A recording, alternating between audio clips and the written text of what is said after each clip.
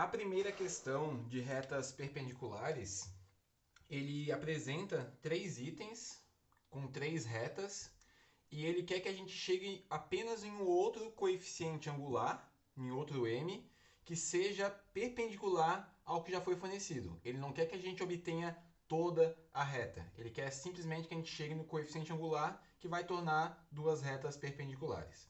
Então ele inicia com essa equação.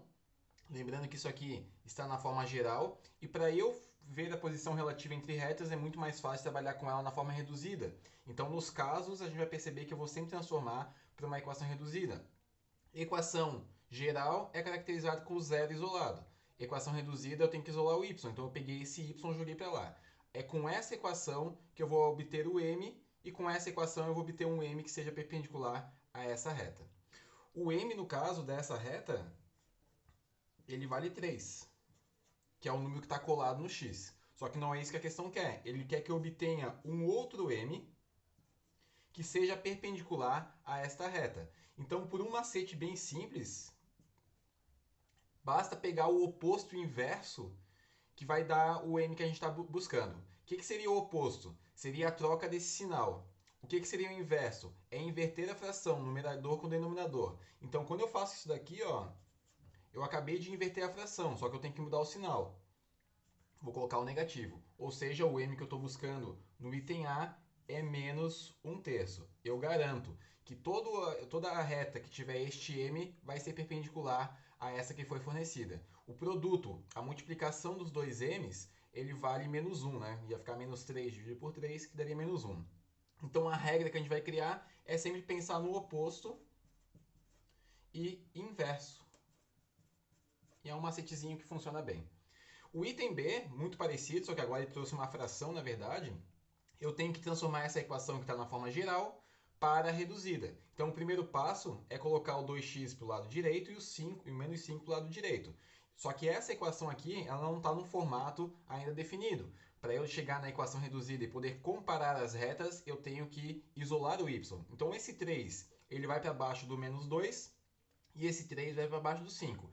Eu escrevi diferente, separado aqui os dois, para ficar bem claro qual que é o coeficiente angular e qual que é o coeficiente linear. Então, pegando este coeficiente angular, eu vou chegar que o m desta reta, que foi fornecida, vale menos 2/3. O m é só número, né? É um coeficiente, ele não vai junto com esse x. O x faz parte da equação, mas ele não vai para a parte do coeficiente. Se o m dessa reta é menos 2/3 e eu quero obter uma reta que seja perpendicular, então eu quero obter um outro m, certo? Eu vou fazer o mesmo macete, o oposto e inverso. Oposto e inverso é troca da posição da fração e troca do sinal. Então, o m que eu estou buscando vale 3/2. Esta é o coeficiente angular de qualquer reta que seja perpendicular à que foi fornecida. O último item dessa questão, o item C, é um caso particular. Ela só tem x. Se ele só tem x, né, colocando o x para o lado direito, vou colocar aqui o menos 7 que faltou, eu vou trabalhar com ela na forma vertical. Então eu tenho uma reta perpendicular, no caso, ao eixo x. Ela está formando 90 graus já com o eixo x. Tá, x é igual a menos 7, ela está cortando o eixo x no ponto menos 7. Quando eu caio nesses casos particulares, eu não tenho que trabalhar com o m, né? Eu posso trabalhar com a ideia. Porque o m dessa reta aqui, na verdade, ele não existe. Então não faria sentido eu pegar um m que não existe e calcular o oposto inverso dele.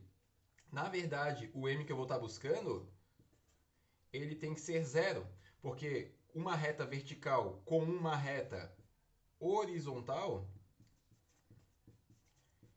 elas formam 90 graus. Ficaria o x menos 7 é uma reta em pé, uma reta vertical, e agora eu tenho uma reta horizontal. Isso eu garanto para vocês que o m igual a zero, a reta é horizontal. Então, o que a gente está buscando é esse m igual a zero. Nesse caso, nesse último caso, sem usar o macete do oposto inverso, e sim entendendo quais são os casos particulares de reta vertical e horizontal.